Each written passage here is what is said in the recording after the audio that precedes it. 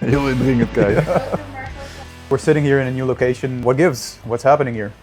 Well, we came up with the brilliant idea of launching a Behind the Smoke series. And what we want to do is we want to give the viewers who have been following me online for a long time a chance to actually get to know me, the guy behind the barbecue business. Because yes, we've been posting a lot on social media and you might think you know me, but don't forget, social media is theater, it's show. It's not always the truth. You see me smiling, but you've never seen me cry on social. And yes, I actually do cry every now and then because it's not always fun and cheerful. There are challenges, there are the periods of depression. And I thought it would be nice to be honest, open, and really look into interacting with the viewers and give them an opportunity to ask questions that we can then answer in this series of Behind the Smoke. What did you completely underestimate the first time you started with your first business? The time it takes to build a business. So it's been, especially in the beginning, it's just been grueling. It's been grinding. And I started the business in 2010. I had a full-time job at the moment, and I quit my full-time job and went solely as an entrepreneur at the same time that my first daughter was born. Despite the fact that people warned me that the timing was not ideal, I still did it. And especially in the beginning years, it's just keep your head down, try to overcome as many setbacks as you can, and start chiseling away and building your business brick by brick. And it is by putting in a lot of effort, putting in a lot of hours, putting in a lot of time that, especially in the beginning, don't pay out. So it requires a very long commitment where the payout and the payoff will sometimes be years from the first initial efforts that you do. So the thing that I underestimated was the amount of time that it requires, but also the sacrifices that you need to make. So I missed a lot of time in the upbringing of my daughter in the first few years. I lost friends because I was so committed to building the business that I had no time for social events. And if you cancel on a lot of birthday parties, social events, you will start to receive less invites. So the sacrifices that you make is time missed with family and friends, quality time. That is something I truly underestimated. So what part of entrepreneurship do people romanticize too often? Freedom.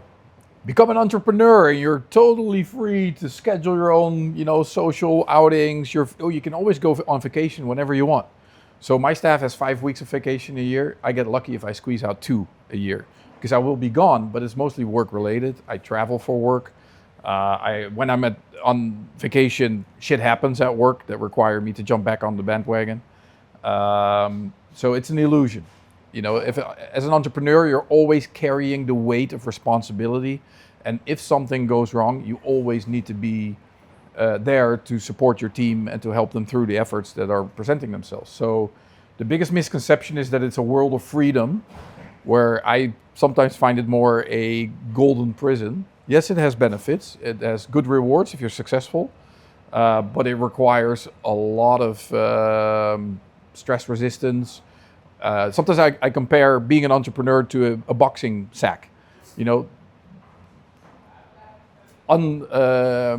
Despite the amount of punches that you receive, you just need to keep on hanging. And I think a good entrepreneur is somebody who is capable of taking on a lot of hits, but still stays positive and looks for the future opportunities. So you need to be an opportunist. And that's, I think, are the biggest misconceptions there are around entrepreneurship. Yeah. All right. You single-handedly brought barbecue, American-style barbecue, to the Netherlands. What made you feel this was something the Netherlands was missing? Did you see opportunities immediately in it, or did that come later? Well, I don't think I was single-handedly responsible for it. I was one of the factors. So back in 2010, when I started Smoky Goodness, there were already a few forces in play. American-style barbecue catering was non-existent yet, but we had the USA-style, KCBS-style barbecue competitions that were upcoming. We had YouTube pushing American content into the Netherlands. We had barbecue forum, online communities that were sharing recipes. So there were already a few forces at play. And when I started Smoky Goodness, there might have been like 4 guys like me that were driving through the Netherlands with offset smokers, starting to chisel away on a path towards bringing American-style barbecue to a mainstream.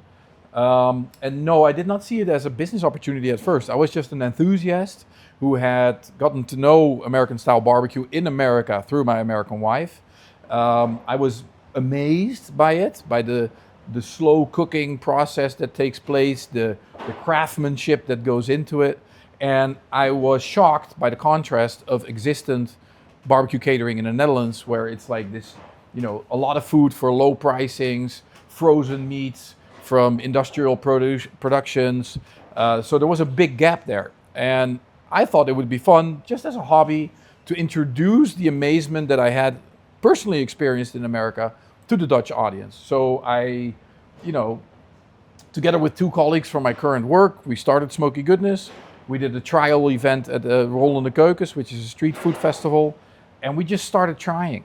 And it wasn't until 3 years later that we returned for the 3rd time to the Rollende Keukens, which has grown into a major festival where we had about 100 food vendors on site offering their products, that I noticed that by far we had the biggest queues, the longest lines, the highest sales, and that's when I smelled opportunity. That's when I thought, I need to go for this. I need to quit my job, and I need to give this the attention that it demands, and then just fucking go. And that's when all hell broke loose. These were just a few questions to start things up. I think the audience would like to ask some more questions for you in the future. Yeah, I mean, the whole idea behind this is to get people to get to know me better.